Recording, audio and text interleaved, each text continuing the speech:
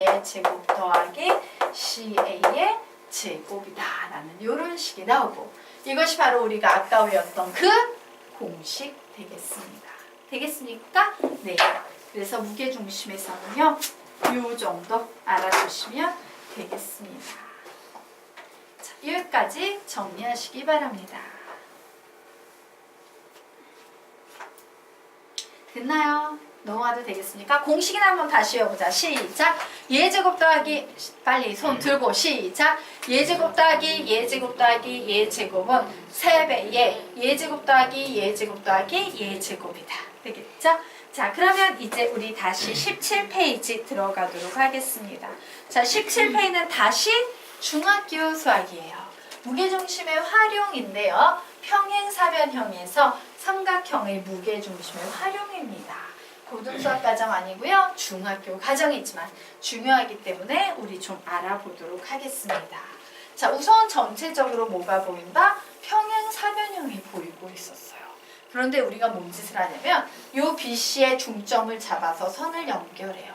CD의 중점을 잡아서 선을 연결을 해요. 그리고 나서 대각선을 하나 그어버려요. 그러면 어떤 일이 생기냐? 평행사변형의 성질은요, 대각선이 서로 다른 대각선을 2등분한다 라는 성질이 있어. 그러므로 이 대각선은 여기에 점선으로 그려놓은 이 대각선을 동그라미 동그라미 이렇게 두 개의 길이로 2등분할 거예요. 자, 이 상황에서 선생님이 뭐에 집중하냐? 요게 보이는 요 밑부분에 있는 이 노란색 삼각형에 집중을 해서 봤더니, 와우, 이 P라는 점은 중선과 중선의 교점이지. 뭐야? 무게중심이라는 거야. 맞나요? P는 요 노란색 삼각형의 무게중심이죠. 그래서 점 P는 삼각형 ABC의 뭐가 된다? 무게중심이 된다 라고 이렇게 정리해 놓으시기 바랍니다. 자, 또 하나. 자, 우리는 이제 요 위에 있는 요 빨간색 삼각형을 봤더니 얘도 와우, 요거 중선이네. 와, 얘도 중점으로 연결했으니까 중선이네. 중선과 중선의 교점인 Q는 뭐가 된다? 무게중심이네. 어떤 삼각형의 무게중심 되겠습니까? 불러. 삼각형 누구? 누구의 무게중심이야? Q는? ACD의 무게중심이다 라고 이렇게 적어 놓으시면 되겠죠. 자, 그러면 보도록 하자. 평행사변형에서 요 길이하고 요 길이 같지? 맞아? 2등분된 요 길이와 요 길이는 같이. 그런데 요 길이가 몇 대 몇으로 내분? 2대 1로 내분. 요 길이도 2대 1로 내분이에요. 그럼 우리 여기에서 또 어떤 사실을 알 수 있어? 와우, BP도 2, PQ도 2, QD도 2겠구나. 길이비가 모두 같겠구나 라고 얘기할 수 있다 없다? 있다요. 그래서 적습니다. 선분 BP는 선분 PQ와 같고 선분 PQ는 선분 QD와 같다라고 이렇게 하나 적어 놓으시기 바랍니다. 자, 여기까지 됐죠? 그리고 하나 더 나가도록 하겠습니다. 자, 이 상황에서 넓이 면적에 대한 얘기를 좀 해보도록 할 거예요. 자, 면적을 보게 되면요, 사실 얘가 2대 1이잖아. 그치? 맞아? 결론부터 내보고 할까? 그냥 이렇게 할게요. 요 둘 중에 큰 놈이 누구고 작은 놈이 누구야? 1번이 큰 놈이야? 작은 놈이야? 큰 놈. 얘가 작은 놈이지. 기억하세요. 얘는 이 전체 평행사변형 넓이의 12분의 1만큼의 길이를 가지고 있어요. 그런데 밑변이 똑같고 높이가 같으니까 얘는 12분의 1이 되겠죠. 자, 그리고 얘가 12분의 1이면 얘는 밑변의 길이가 2배잖아. 12분의 2, 일명 몇 되겠습니까? 6분의 1이 될 거예요. 같은 논리로 얘도 6분의 1이 될 겁니다. 자, 여기까지 됐죠. 그런데 얘도 무게중심이거든. 2대 1이야. 그러므로 얘가 몇이 되겠어? 12분의 1이 될 거예요. 자, 같은 논리로 얘도 2대 1이므로 여기가 12분의 1이 될 거예요. 자, 이제 우리가 궁금한 건 이 못생긴 사각형의 넓이는 뭐가 될까인데, 보세요. 밑변이 동그라미지. 얘도 밑변이 동그라미지. 그러므로 얘 전체와 얘 전체는 넓이가 어때야 된다? 같아야 돼요. 근데 요만큼이 12분의 1, 12분의 1 같으면 얘가 넓이가 얘랑 같으려면 얘는 뭐가 돼야 돼? 필연적으로 6분의 1이 돼야 돼요. 되겠습니까? 그래서 얘네들의 넓이는 이런 특징을 가지고 있다라는 넓이 특징까지 조금 기억을 하시기 바랍니다.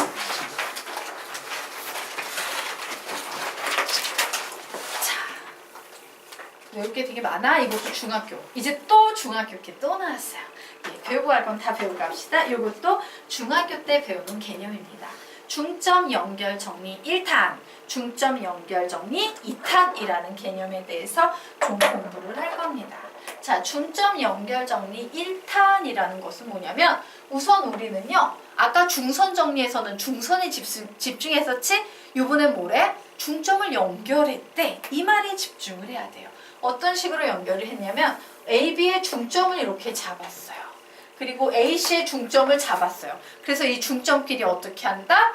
연결을 해버린 이런 상태가 바로 중점 연결 정리 1탄과 관련된 개념입니다. 자, AB의 중점을 M, AC의 중점을 N이라고 하면 여기에서 생겨나는 특징은 뭐냐면요. 무조건 이 MN의 길이는 BC 길이의 얼마다? 절반이다. 되겠습니까? 그러므로 와우! 선분 MN의 길이는 2분의 1의 선분 BC의 길이와 같아 라고 이렇게 적어 놓으시면 되겠습니다. 선생님 왜 그런데요? 이러면 이렇게 얘기할 수 있어. 예, 평행선 그어지면 B 생기죠? 예, B가 여기 뭔데? 1대 2예요. 맞습니까? 여기가 1이면 여기는 뭐가 돼? 2가 돼야 되는 상황이야. 몇 배? 2배. 혹은 MN의 절반. 되겠습니다. BC의 절반이 MN이다. 맞아요. 예, 이런 식으로 해석할 수 있고 또 하나. 얘가 성립하면 동시에 MN은 누구하고 평행하다? 선분 BC야. 무조건 평행하다. 왜? 비례식이 성립할 때 죄송해요. 선생님 물 좀 마실게요.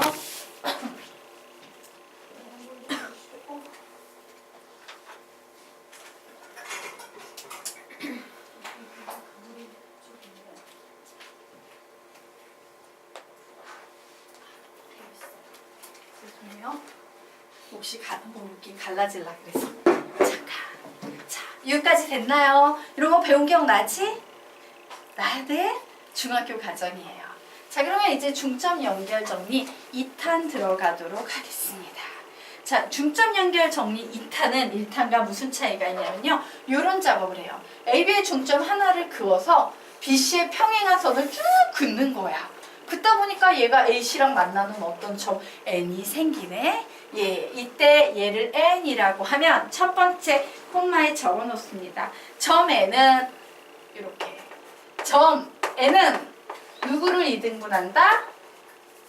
선분 AC를 2등분한다. 라고 이렇게 적어 놓으시기 바랍니다. 그리고 여기에서도 마찬가지예요.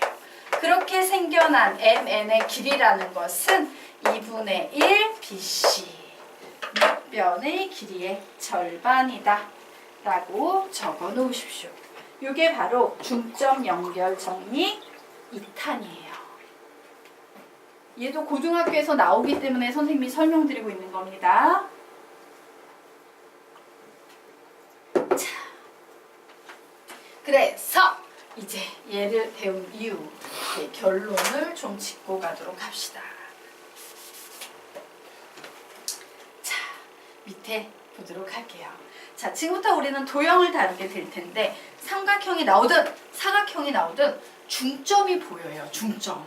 중점은 곧 중선이 될 수도 있고 중점 연결 정리가 될 수도 있고 어디로 갈지 모르지. 자, 중점이 나오면 거기에 3개를 써야 됩니다. 좀 거기 콤마 2개로 나눠 있는데 3개 써야 돼요. 셋 중 하나이다. 둘 중 하나가 아니다. 셋으로 바꿔 놓으세요. 삼각형이든 사각형이든 중점이 나오면 이 3개의 개념 중에 하나를 반드시 써줘야 된다는 얘기야. 첫 번째, 중선 정리. 두 번째, 중점 연결 정리. 세 번째, 무게중심입니다. 중선 정리, 중점 연결 정리, 무게중심이라고 적어 놓으십시오. 중선 정리, 중점 연결 정리, 무게중심. 이 셋 중 하나의 개념을 무조건 100% 써먹어야 돼 라고 생각하시면 되겠습니다. 그리고 중학교 때는 거기서 뭐 하나만 빼버리면 돼. 중학교 수학 문제에서는 중서 정리 하나만 빼버리면 되는 거야. 안 배운 거니까. 되겠습니까?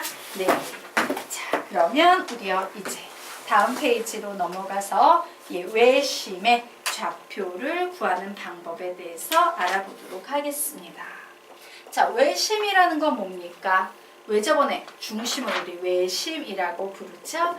그래서 외심은 우리가 딱 봤을 때 무슨 생각해야 돼요? 와우! 이런 외접원이 보이지 않아도 있는 것처럼 생각해야 돼요. 이 외접원의 중심이에요.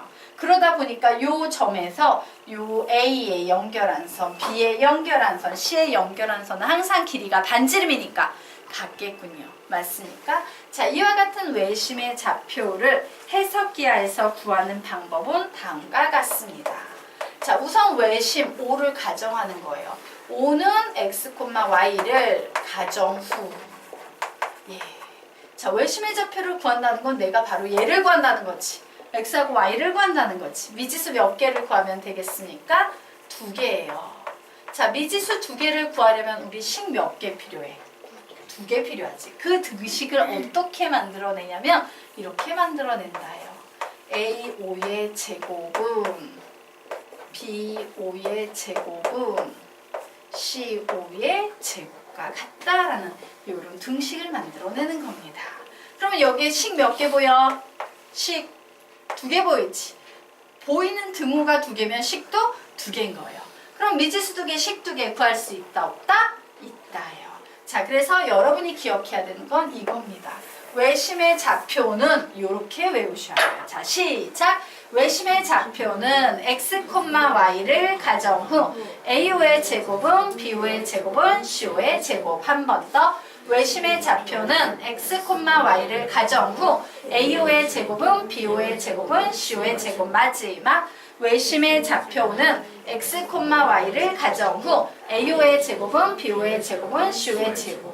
미지수 2개, 식 2개니까 당연히 이 문제는 무조건 풀 수 있다, 없다? 있다. 이렇게 생각하셔야 돼요. 자, 그러면 우리요 이 녀석을 가지고 실제 문제로 만들어서 한번 풀어보도록 하겠습니다. 이 문제, 그 밑에 여백 마치 여백의 삼각형을 하나 그려놓으세요. 자, 여백의 삼각형을 하나 그리시고요. 좌표 달겠습니다. 마이너스 2,0, B는요 4,0, C는요 2,4라고 담고 외접원의 중심 O를 구하는 문제 되겠습니다. 자, 그러면 내가 제일 먼저 해야 되는 건 뭐다? 얘를 x, y로 가정하는 것부터 하셔야 돼요. 되겠습니까? 자, 그리고 이제 나는 식 세우기를 해야 되지. 맞아? A5의 제곱 구하면 뭐라고 쓸 수 있어? A5의 제곱 식 세우기 해봐. 시작! x 플러스 2의 제곱 플러스 y의 제곱은 자, 이제 B5의 제곱을 계산합니다. 시작! x 마이너스 4의 제곱 플러스 y의 제곱은 자, 이제 C5의 제곱을 계산합니다. 시작! x 마이너스 2의 제곱 플러스 y-4의 제곱이다 라고 이렇게 식을 세워두시면 되겠습니다. 자, 그래서 선생님이요 요 식 어떻게 풀면 돼? 요렇게 풀어버리면 되겠죠. 맞습니까? 그래서 앞에 있는 1식, 뒤에 있는 식, 2식 풀어보도록 할게요. 앞에 있는 식 x의 제곱 플러스 4x 플러스 4 플러스 y의 제곱은 x의 제곱 마이너스 8x 플러스 16 플러스 y의 제곱과 같아서 x제곱, x제곱, y제곱, y제곱 이렇게 사라지네요. 결국 x항은 x항끼리, 상수항은 상수항끼리 x는 몇이 나온다? 1이 나온다. 이렇게 나왔어요. 자, 이제 두 번째 풀도록 하겠습니다.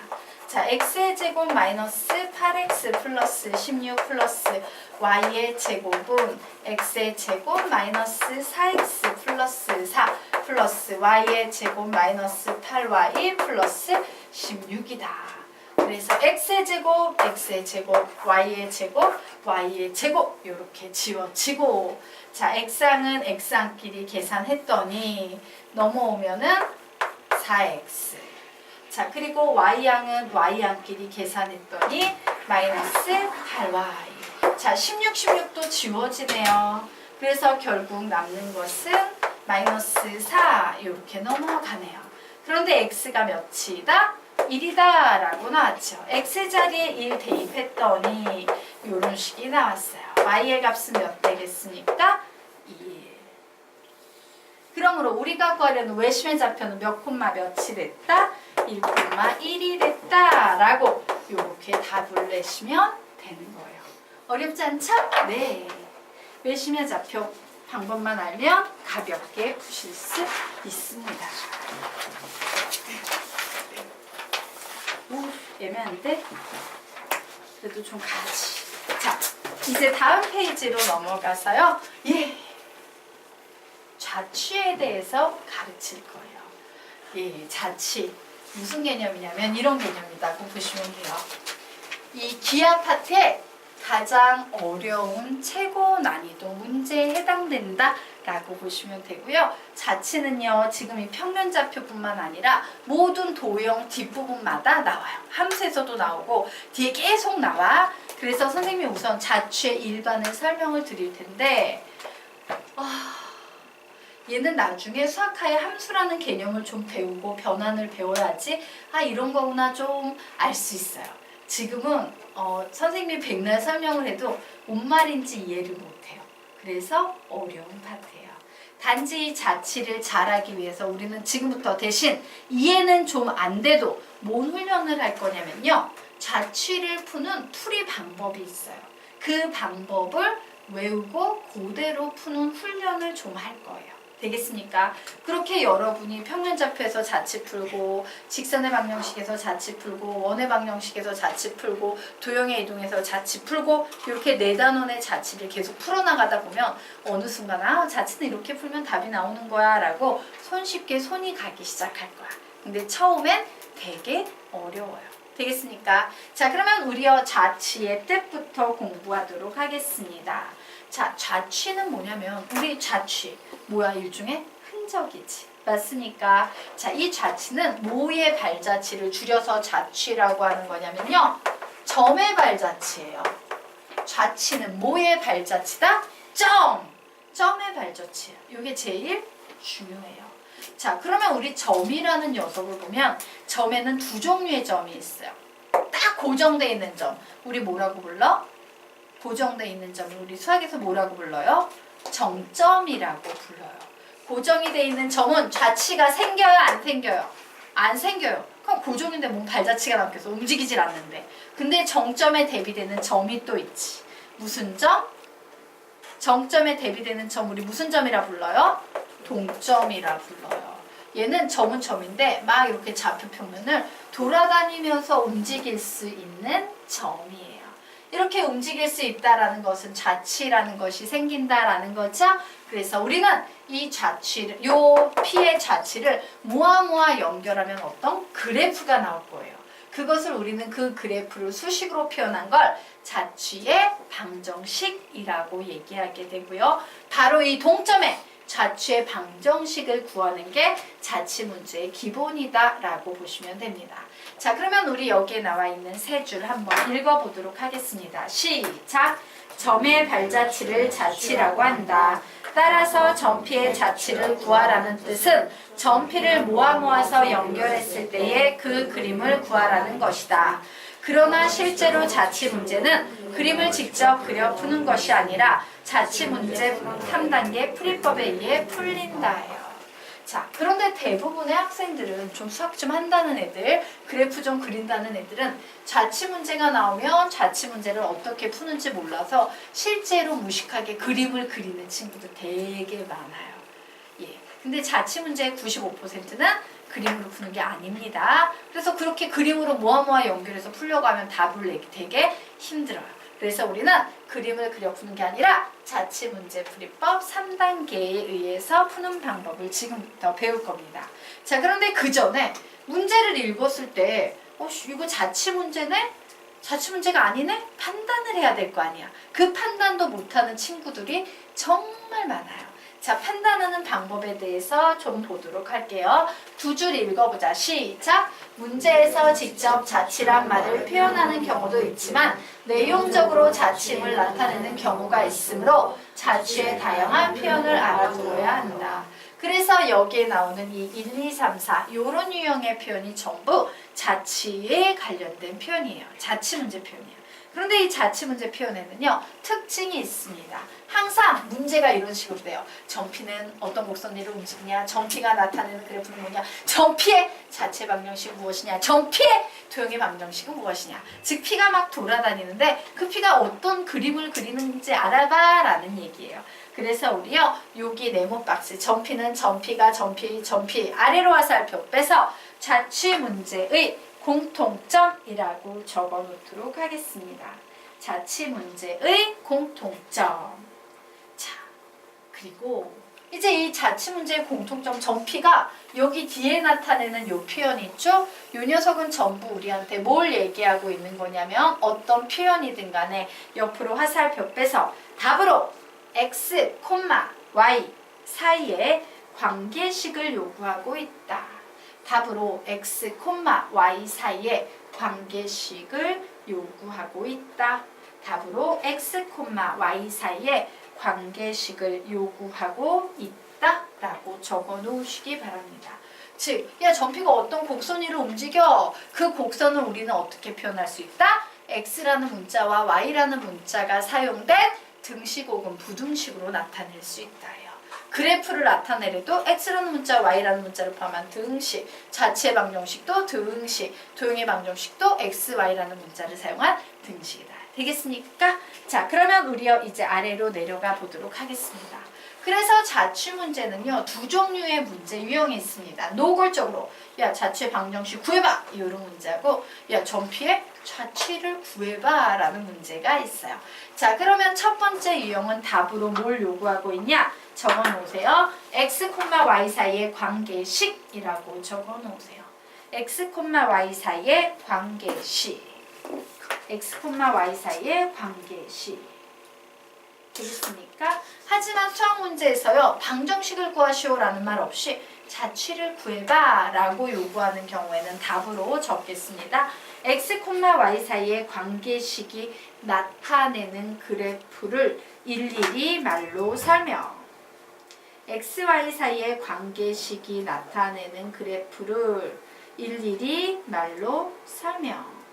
x, y 사이의 관계식이 나타내는 그래프를 일일이 말로 설명. 그래서 윗식이 어려워, 아래식이 어려워? 윗문제가 어려워, 아래 문제가 어려워? 아래 문제가 더 어려워요. 왜? 식만 구해놓고 끝내는 게 아니라 이 식의 특징을 봐가지고 어머 얘는 꼭지점이 몇 콤마 몇이고 아래로 볼록이 2차 함수야 막 이런 식으로 얘는 중심이 몇 콤마 몇이고 반지름의 길이가 몇인 원이에요. 이런 식으로 일일이 말로 설명까지 해줘야 된다는 얘기예요. 되겠습니까? 오늘 수업은 여기서 마치도록 하겠습니다. 수고하셨습니다.